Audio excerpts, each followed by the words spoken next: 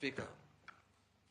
Mr. Speaker, I would like to ask the nominee that in 2023, you proposed an amendment to the Anti-Corruption and Economic Crimes Act seeking to decriminalize aspects of public procurement, fund management, property disposal, and contract tendering, as stated in Section 45(2)(b) and (c) of the Act.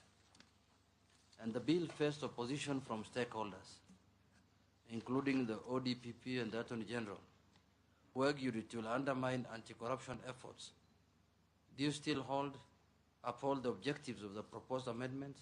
In your view, was the criticism of the proposed amendment justified? And secondly, this one is, we are, looking at your suitability to be a cabinet secretary.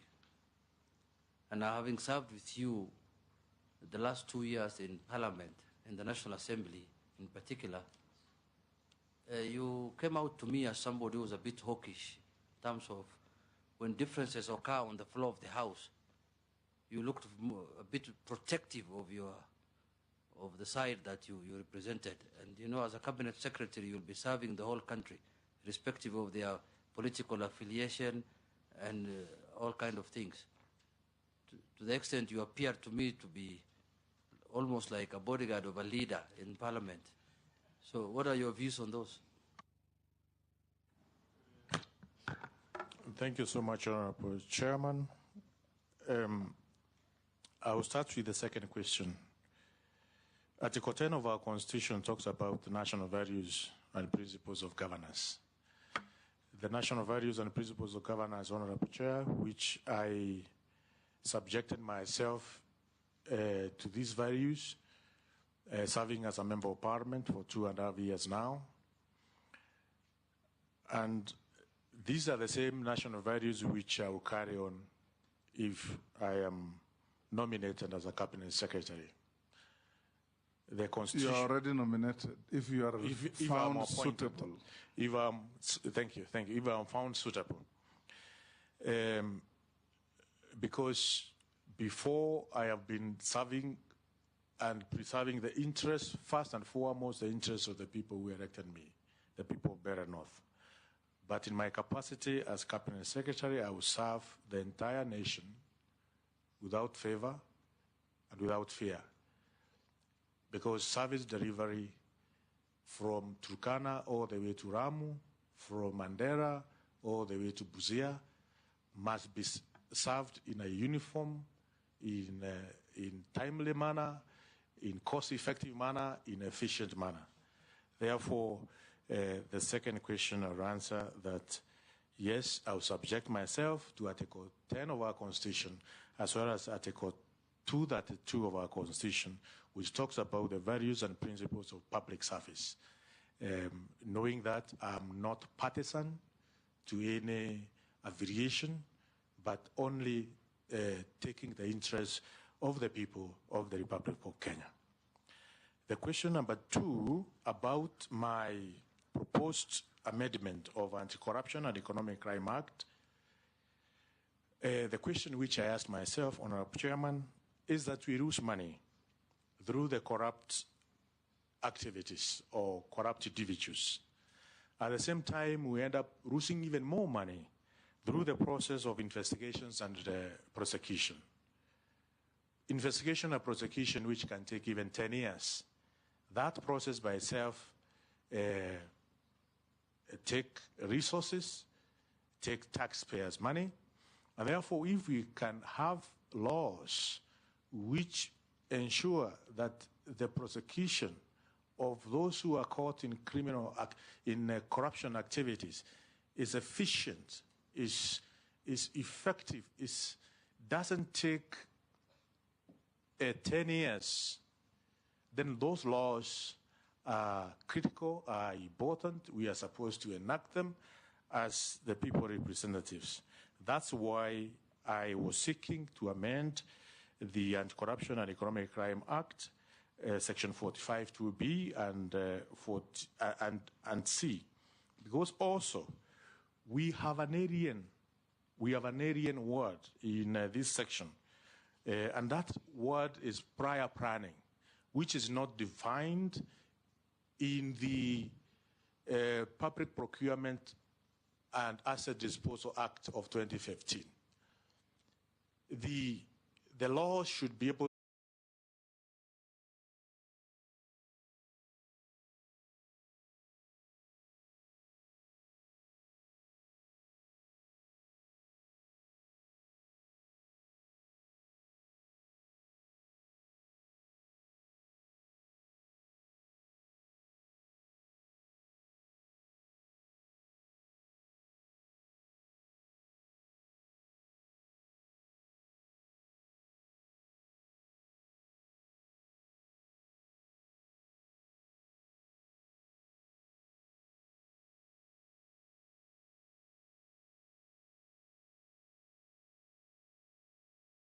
suit you to be in that office. That's what the picture is. You need to defend yourself before the committee. Finally, Speaker, I represent constituency of rural, right? And when I saw Honorable Chairman that Honorable RUKU is going to be in charge of special programs. Special programs, Honorable Chairman, is like an affirmative action for those communities that actually live in very difficult areas in this country, which is about 80% of this country. Honorable RUKU, how much do you know of this country? If I was to ask, do you know a town called Kacheliba, for example, or Elwak? Because if you are not somebody who knows the country, how will you then even make informed decisions in terms of special programs actually to help the people of Kenya? If you know Mbere and Nairobi, because I look at Mbere, Nairobi, Johannesburg, Ghana, and so on. So removing you from actually where these programs is, Honorable Speaker needs to convince me as a representative of the rural constituency. I thank you, Chair. You can answer those four in quick succession. 2 from Koech, 2 from Posing. Thank you, Honorable Chair. Address me as Chairman or Speaker. Okay. Sorry. Thank you, Honorable Chairman. Chairman. I'm not a chair. Okay. I'm sitting on one. Okay. Yes. Sorry, I apologize. Thank you, Honorable Speaker. Honorable Speaker, I start with the question from Honorable Koech. One on TSC, Teacher Service Commission. It is true I'm on record saying Teacher Service Commission is corrupt. And it's because I have many classmates who are teachers, both at primary school and also in secondary schools. And I know these, my classmates have gone through what I've gone through the process of promotion. Some of them are not able to get promoted on merit. And in our sub-counties across the Republic, we have some corrupt individuals within Teacher Service Commission at the sub-county level who ask for bribes so that teachers can be promoted, whether in primary schools or in secondary schools. And as a representative of Bere North, I felt this is not right. This should not be the case. And that's why I called Teacher Service Commission that the practice which some of their officers at the level of sub-county, they should be stopped. For me to ensure as a Cabinet Secretary in charge of public service, there are quite a number of recommendations which I will come up with. One is to look at the act which operationalized the commission, so that we see whether Teacher Service Commission is an extremely huge institution, whether it requires a number of directories which are chaired independently, managed independently by probably 3 executive managers instead of 1. For instance, promotion and hiring of teachers. Management of insurances. Honorable RUKU. Yes. Are you aware that TSC is an independent constitutional commission and does not fall under your jurisdiction if you are found suitable. Yes, Honorable Chair, I'm aware, but also I'm aware as a cabinet secretary in charge of public service delivery, whether by police service, by teacher service, or by judicial service, must be efficient. I have to ensure they are efficient, effective, and even time-bound, and also cost-effectiveness as the cabinet secretary in charge of public service delivery. So moving forward, Honorable Speaker, corruption in public service, in any sector of public service, will work with the respective colleagues, cabinet secretaries, to ensure we have a proper, timely, effective, efficient public service delivery and performance in all sectors of government. Question number 2 from Honorable Koech, whether I do understand human resource capital development. Yes, Honorable Speaker. The training aspect of those who are in public service is extremely important.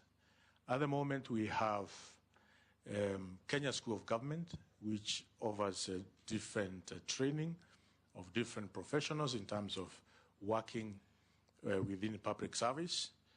And training is a very key component in public service delivery, so that we can have competent, well-trained managers or officers within the public service who will be able to ensure services are delivered to Kenyans properly. And also the issue of innovations. We have very innovative public servants who are coming up with different innovation, but that has not been taken care of properly, Honorable Speaker. And I will move with speed to ensure those who are within public service, they can be able to do research, they can be able to be innovative, so that, and even we can motivate them through some legal, we can come up with a legal framework on how to ensure they are properly compensated, the innovations are properly compensated, so that instead of having foreign innovations coming to our government, we have local Kenyans, we have individuals within the public human